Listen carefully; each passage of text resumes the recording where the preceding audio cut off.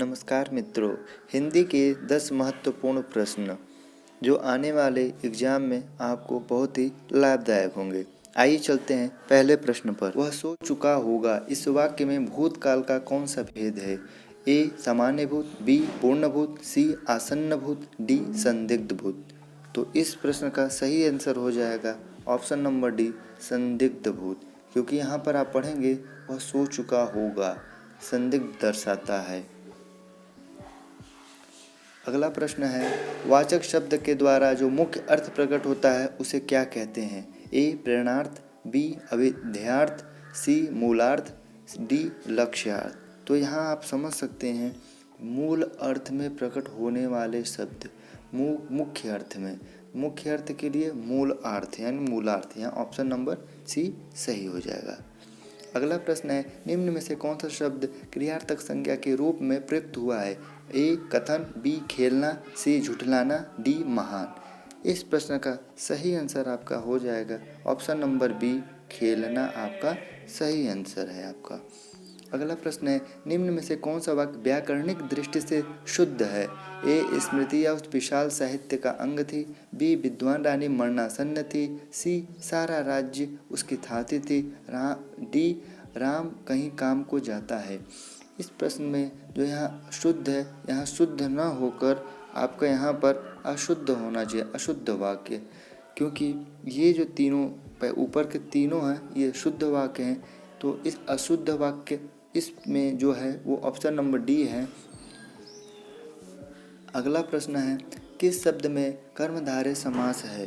किस शब्द में कर्मधारय समास है? तो ऑप्शन ए आपका पाप पुण्य है, ऑप्शन बी प्रतिदिन, option C Devdas, option D महापुरुष।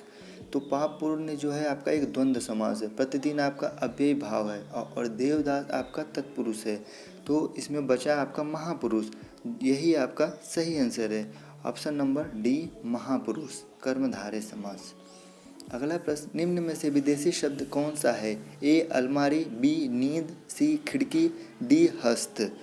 तो इस प्रश्न का सही आंसर आपको देखना है, क्योंकि हस्त नहीं होगा, खिड़की नहीं होगा, नींद नहीं होगा, तो सही आंसर आपका हो जाएगा अलमारी।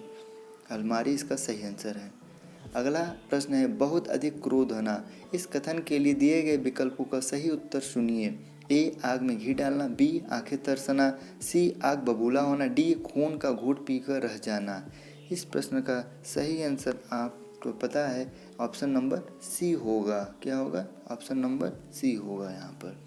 अगला प्रश्न है, तरु का पर्यायवाची है? ए नित्य, बी विटप, सी छड़दा, डी अम्बुद। तो इस प्रश्न का सही आंसर हो जाएगा विटप, option number B, option number B. अगला प्रश्न है, सुनार शब्द में प्रयुक्त प्रत्यय है? प्रत्यय वो शब्द होते हैं जो मूल शब्द के अंत में लगकर उस शब्द के अर्थ को परिवर्तित कर देते हैं या एक नया स्वरूप दे देते हैं। तो ए ऑप्शन आर है, बी नार है, सी र है और डी र है। इस प्रश्न का सही आंसर हो जाएगा ऑप्शन नंबर ए आर। आर एक आपका प्रत्यय है। अगला प्रश्न और आज का अंतिम प्रश्न, पठन का विशेषण रूप है? ए पठित, बी पाठन, सी पढ़ना, डी पठनी।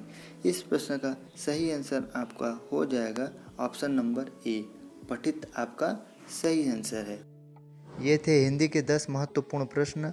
अगले अंक में आपसे फिर मुलाकात होगी। तब तक के लिए नमस्कार। जय हिंद, जय भारत।